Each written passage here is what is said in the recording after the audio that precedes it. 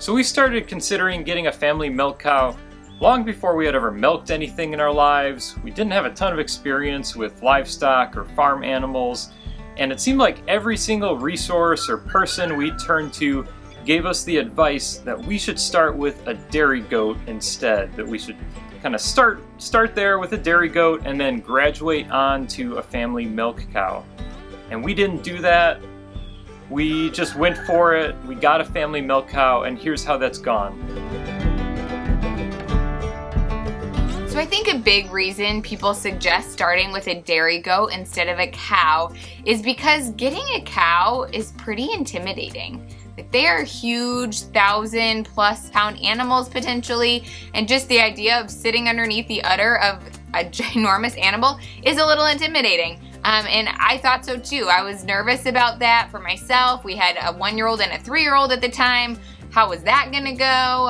And so I was nervous about getting a huge animal like a cow. But since bringing Thimble, our milk cow, home, it has just been the sweetest. Like, she is the most docile, sweet creature that you would ever come across. We have never felt threatened from day one of having our 1-year-old and our 3-year-old, in the barn stall with us milking. There's just never been any sort of issue like that. And she is just really, really sweet. So really, really quickly, we just got used to having her, and it became almost this friendship, partnership thing more than even anyone or anything that we were intimidated by. Yeah, you really do just develop this awesome bond with your milking cow, and they're just a lot of fun. They have a lot of personality, and yeah, they're fun to have around. Mm-hmm. But one of the other surprising things is how simple the infrastructure has been for having a family milk cow. And not to say that it wouldn't be simple with a goat, but with a cow, they respect fencing quite a bit. They're not they don't swing their weight around and are like, we're just gonna plow down this fence if you put it up. Yeah, I mean, way more than we've heard goats. We've never had a goat, so we can't speak to that, but we have heard that they are more difficult with fencing. They can be escape artists and, are harder to keep in. But cows, we've had a really easy time keeping our cows in fencing. We don't always have the best fence set up with them in it, but they've respected it. So we just have kind of standard electric netting fence that we keep them in, and if they wanted to, they could certainly just get over it or plow through it somehow, but they respect it. We've only had a couple times where they've gotten out. And other things, we don't have a stanchion for milking. We've never had to build a stanchion. She is so calm, so still. We just tie her up to a flimsy fence post, and she stays put while milking. And even beyond that, just all the milking equipment, everything we've needed, we've spent probably just a couple $100s on everything, all included, to be ready to have a milk cow. Fencing, obviously there's an investment there. You do need some things, but some people we've known that have even had cows that they just have one, some fiberglass rods with one hot wire that they run, kind of body height on the animal, and that keeps them in. They don't require a ton. Obviously, if you live in a somewhat populated area, you want to make sure your cow stays in the fencing, but in general, they're pretty easy to... Yeah, and I think that's just given us a lot of peace of mind, right? I'm not constantly oh, did an animal get out? What's gonna happen? They've just been really simple to care for, and they do their thing, and they respect it, and they're really easy that way. So another big thing for us in wanting to go the cow route versus the goat was milk.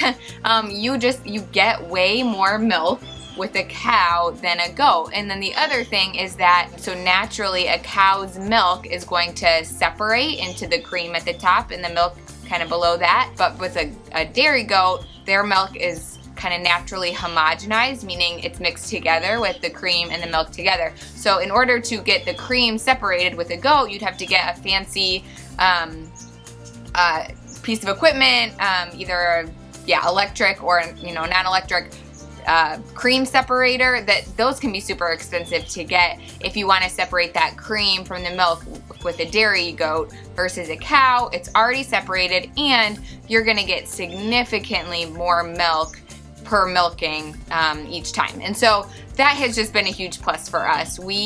Dairy has become a significant part of our diet. We now do, just drinking milk, yogurt, cheese, whipped cream, butter, ice cream. Anything and everything that you can think of, we make, and it's awesome. Like, we just love that. And so for us to be able to have that cream and to be able to have that ample supply of milk has just been a huge positive. Yeah, and cream is a wonderful thing. Like, just to have it there at your disposal. Like, I think we keep finding more and more uses for it in cooking and ways to enjoy cream. It's delightful. So yeah. So some other considerations are going to be time involvement and then cost, right? And so with time, we don't have firsthand experience milking goats. We haven't had them. We know people that have them. But I think when you consider the process of milking, kind of start to finish with milking and then straining and cleaning all your equipment and everything, it's really not going to be that different with a goat. Even though you're getting less milk, you're milking out less milk from the animal, it's probably going to be somewhat of a wash with time. And then with cost, obviously there's a big upfront cost with a cow, so they're going to run probably in the like $1,000 to $3,000 range for just buying a family milk cow. And then with a goat, they're probably only going to be like a couple $100s to get a goat to start. And you likely are going to be buying more than one goat because they need a companion generally. So that's kind of your upfront cost. And then another big thing is their food consumption, obviously. And so cows are going to eat significantly more than a goat will, but in return, you also get a significantly bigger quantity of milk. And so we've found that having a family milk cow, we're able to do it and have it basically pay for itself. And so we don't sell the milk, but we kind of barter with friends and neighbors for things. So like, we actually get all of her hay for the winter covered by just bartering milk for hay kind of all year round. And then also things like we bartered for meat and for like fresh baked bread from somebody. And so like, we get a lot of awesome things in return that are really kind of cut down our grocery bill overall. Like we're not. And it's fun for us to be able to share kind of some of the extra milk. Like Yeah. we're still able to make all the things that we want to make, and we're able to share on top of that. Yeah, so it's great. It goes both ways. There's plenty of milk in abundance for us to use as a family and then to share.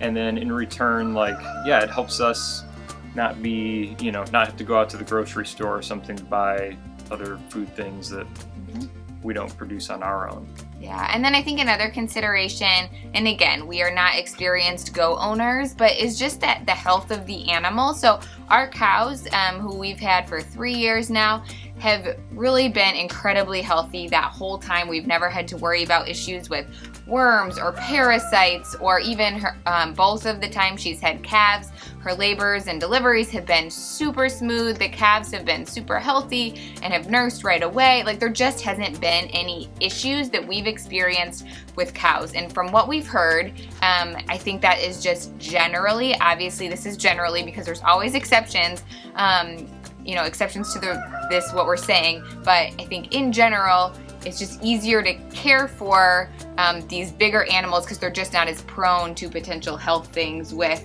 worms, parasites, or even, with the potential of delivering multiples, like is much more common in goats and sheep.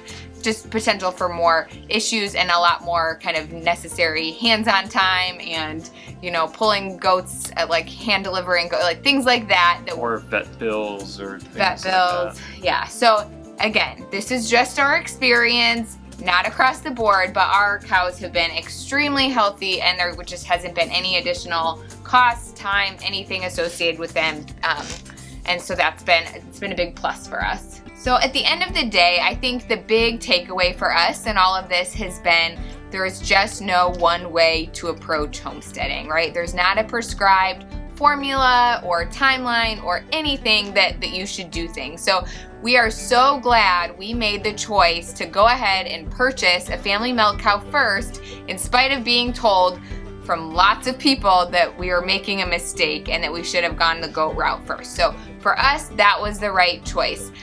But it's up to you, and it's important that you don't just listen to the voices that you hear from homesteading influencers out there, even us. You need to figure out what's going to be best for you and for your family and your situation and go that route. And so we just wanted to share what our experience was in case anyone else is kind of in that similar deciding place that we were. If you are looking for more information on a family milk cow, what's involved in a family milk cow, we have tons of videos on a family milk cow beginner's guide, our milking routine, and all of that you can find in a playlist on our channel.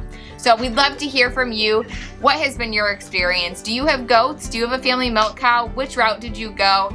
Share with us, share with the community here so that we can learn from each other. So thanks so much for stopping by the farmstead today, and we'll see you next time.